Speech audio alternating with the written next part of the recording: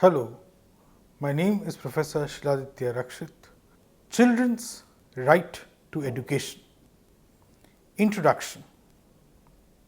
The Indian Constitution, through the 86th Amendment Act 2002, had inserted a new article, Article 21A, which promises to provide free and compulsory education for all the children who are between the age group of 6 to 14. This is guaranteed as a fundamental right. The Right of Children to Free and Compulsory Education RTE Act 2009 is the consequential legislation which clearly lays down that every child of the mentioned age group should have and receive a full-time elementary education which should meet and be equal to that of the formal training that is received in school, and it should also meet up with the necessary educational standards. Article 21 had come into force along with the RTE Act on the 1st of April 2010. Through this Act, there is a legal obligation on the central as well as the state government who needs to assure that this fundamental right is implemented as it is mentioned under Article 21A and the RTE Act. India, through this amendment, has become amongst one of those 135 countries which has made education as a fundamental right for every children of a certain age group. Learning outcomes. After completing this module, students should know and understand origins of the right to education, the key features and elements of Right to Education Act and Article 21A. Right to education provided India its status in international law, few other elements. Origins of the right to education. The journey to procure free and compulsory education for children was not an easy journey. Initially, when the Indian Constitution had come into force, it had Article 45 as a directive principle that had promised free and compulsory education for all the children till they attain an age of 14 years. The state was held responsible to implement the promise made by the Constitution for free and compulsory education, which was not done. The issue of right to free and compulsory education had been debated over a good period of time by the drafters of the Constitution in the Constituent Assembly. In 1947, the Ways and Means Committee had been set up to understand and get some methods in order to achieve elementary education within 10 years at lower costs. Initially, the committee had placed the right to education under fundamental rights under clause 23. In 1947, the advisory committee of the Constituent Assembly had rejected the idea of introducing free and compulsory as a fundamental right. One of the major reasons of doing so was cost. In 1950, finally, Article 45 of the Directive Principles of State Policy had given way for introducing free and compulsory education to children until they attain the age of 14. This was then updated with introducing the right to free and compulsory education under Article 21A, which is as follows. The state shall provide free and compulsory education to all children of the age of 6 to 14 years in such manner as the state may by law determine. This was introduced after 60 years of India becoming a free country. The first ever made recommendation after the Constitution coming into force for introducing right to education as a fundamental right was made in 1990 by the Acharya Rammurthy committee, after which there were many political changes that had actually influenced the right to education. The recommendation was made by the committee, though it had not been implanted or put in action immediately. The Supreme Court in 1992 to the judgment of Mohini Jain versus State of Karnataka had held that right to education is associated with the fundamental rights of every citizen. It is an expression for all the other rights which must be enforced through court as they are their basic right for a dignified life.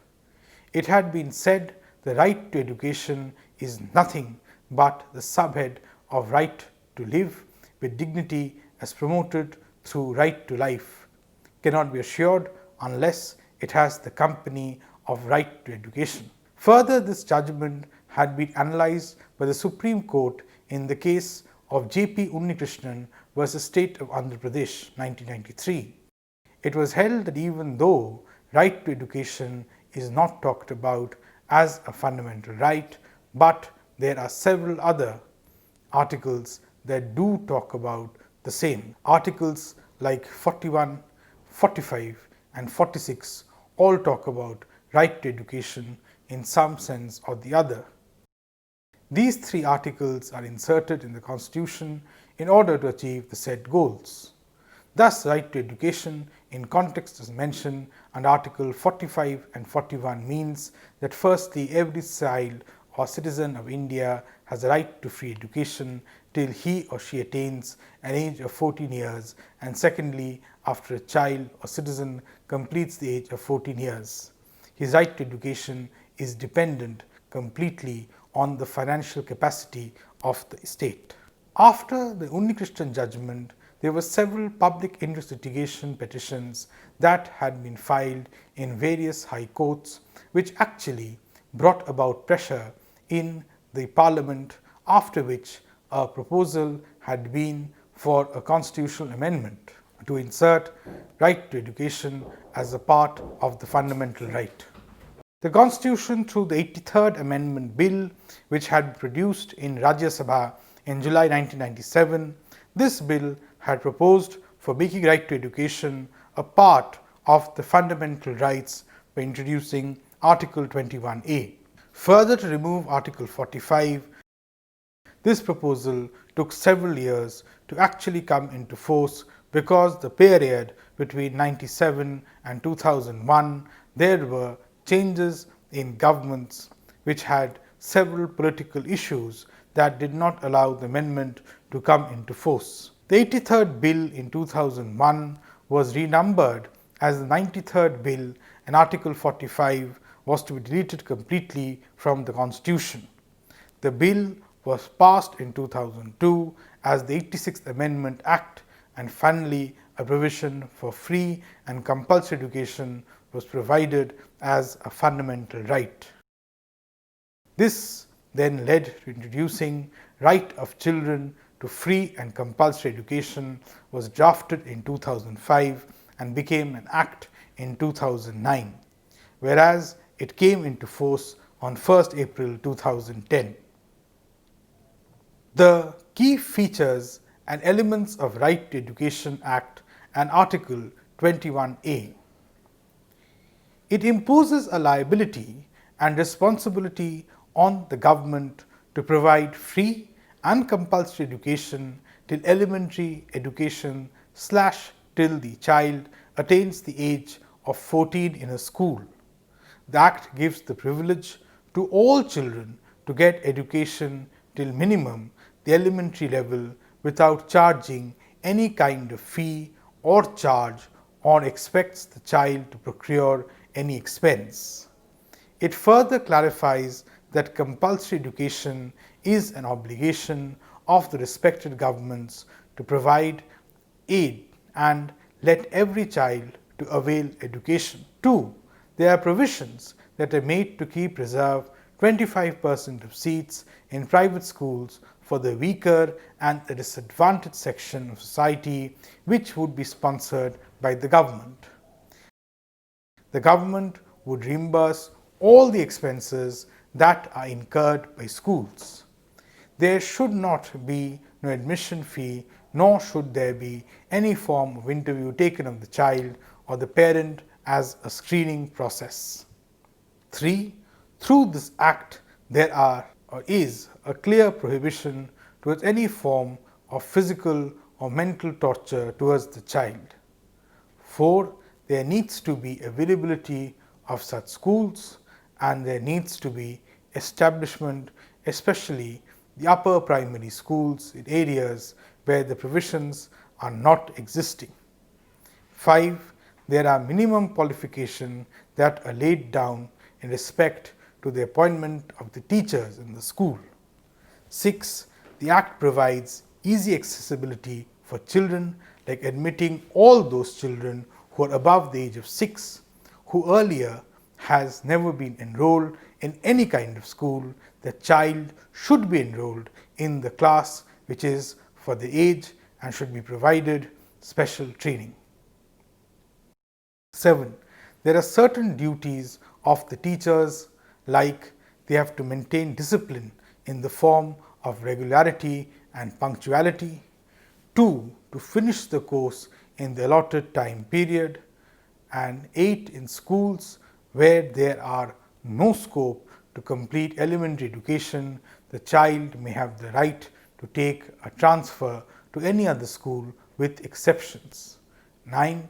There are certain liabilities on the central government, like to finalize the national course structure with the help of academic authority, to have a standardized standards for teachers, and the central government shall make an estimate or the budget that would be sufficient to execute the provisions of the Act.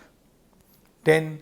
There are several responsibilities that are laid down upon the local authorities as well, like children who belong to the weaker and the disadvantaged section of the society are not discriminated against. Others on any ground are not barred to avail free education up to elementary level.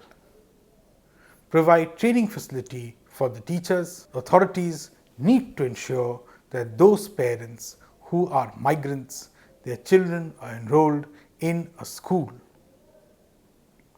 The academic calendar needs to be provided by the local authorities. Responsibilities that are laid upon the teachers and the schools that are like the school might require the proof of age for the admission process. There cannot be any denial of admission during the commencement of the academic year, on which the period of time as it may be extended period. Every school has to be established with a certificate of recognition.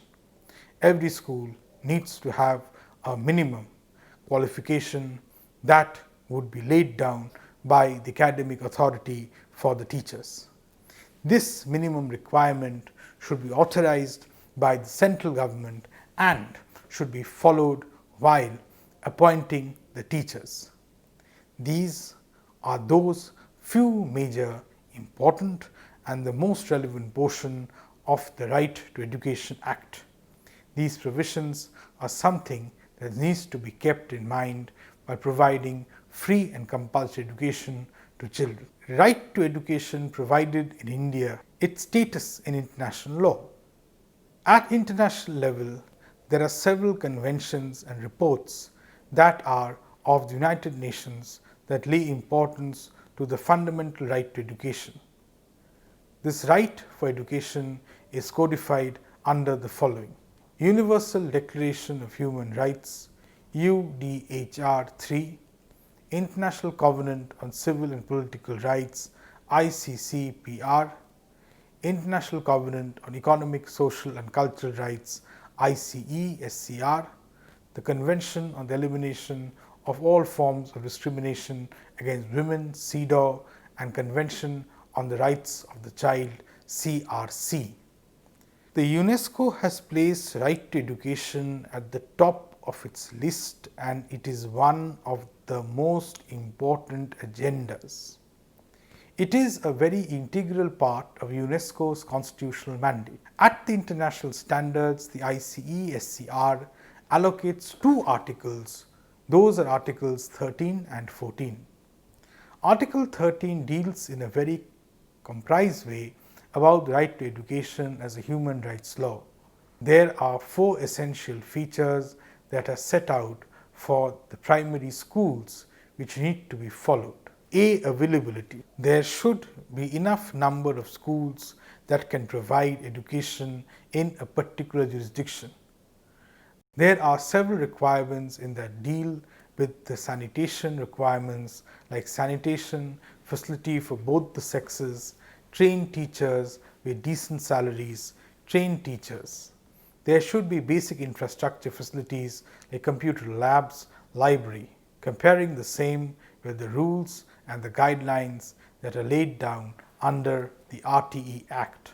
There should be free and compulsory education that needs to be provided to each and every child that age from 16 to 14. No child shall have to pay any form of fees in order to receive education in any school at elementary level. 3. There has to be new schools that should be established in areas or in neighborhoods where no such provision is available. 4. There are minimum qualification requirements for the school teachers for them to be eligible to be appointed. B. Accessibility. The education facility should be available to each and every student, and there should not be any discrimination on any grounds.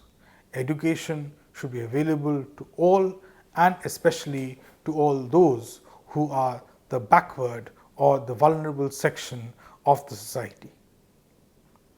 Comparing the same with the rules and the guidelines that are laid down under the RTE Act. The Act clearly lays down that no student should actually be discriminated or on any grounds, and further that the weaker section of the society should get this facility easily. C. Acceptability. The teaching material and the manuals for all the courses should be well accepted by the students. Comparing the same with the rules and the guidelines that are laid down under the RTE Act. Number 1. The central government has to finalize the manuals for the courses which would be used nationwide. D. Adaptability. The education system should be flexible and should be in a way that it can evolve with the changing society. These were the certain key important features that can be looked upon and can be compared to that of the international standards. If looked upon with a layman's eyes, the RTE Act of India mainly follows all the criteria and the expectations that the international associations expect the states to follow. Other elements. Role of parents and the community to ensure RTE. The RTE Act 2009 requires that all the schools should have school management committees which would include parents, local authorities, guardians, and the committee shall look into matters that would be related to government grants for the purpose of free education and the environment of the school. RTE promotes that the schools should be children friendly. Every school should have proper, well-trained teachers along with certain basic infrastructure. It requires children to receive decent attention from the teachers. Therefore, it needs that for every 60 students that there should be 2 well-trained teachers. Procedures and available mechanism that are available if RTE is violated.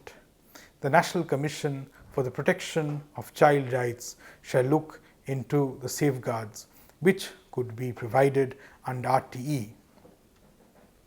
There should be a written grievance that needs to be submitted to the local authority. There would be committees like the State Committee, like the State Commission for the Protection of Child Rights or Rights to Education Protection Authority that would regulate the matters. All the appeals would be decided by these bodies. Challenges faced for providing free elementary education in India. Finance. After the RTE coming into force, there were several time bounds in relation to matters to like the infrastructure. There are a lot of expenses that are related to make sure that the RTE Act is followed in the prescribed manner. Lack of basic infrastructure. The RTE Act requires that the following infrastructure facilities need to be made available to children enrolled in the school by the relevant authorities within a period of 3 years. The school buildings should have several amenities like an office for the headmaster and a separate room for teachers. There requires that for children there are available playgrounds and labs along with library. Therefore, in context with infrastructure facilities, there needs to be a lot of efforts that needs to be put forward in order to meet up with all the requirements of the RTE Act. Lack of trained teachers. There is a very high weight given to having teachers who are well trained so that the basic education at the elementary level that is received by the children have good standards. The current situation is such that amongst every 1 out of 5 teachers do not meet up with the minimum qualification requirement. This clearly shows that the RTE Act, even after laying down the guidelines, do not have eligible teachers, and thus the Act seems to lose importance. Conclusion.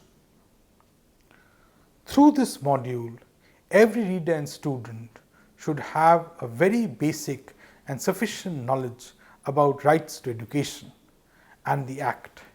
In the 60 years of India's independence, it can be acknowledged and appreciated that the government of the country has actually put in efforts to develop the education standards in the country.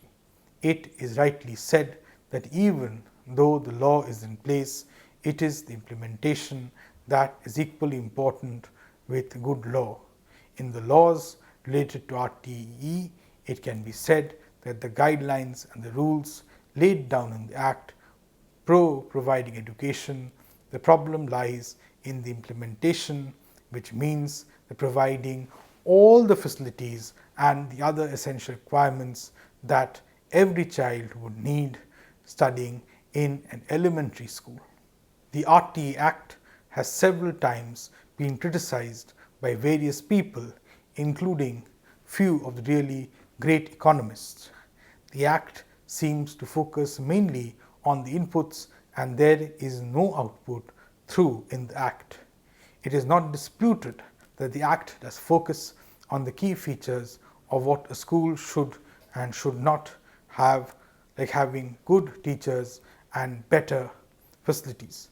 But what has been forgotten here is that the Act has raised estimated inputs that may not have clear outputs because of several backdrops. The Act can be implemented well over a long period of time. It is true that the time period provided for the implementation is quite short. There needs to be the availability of funds and several other implementation procedures that would help the Act to show outputs. Thank you.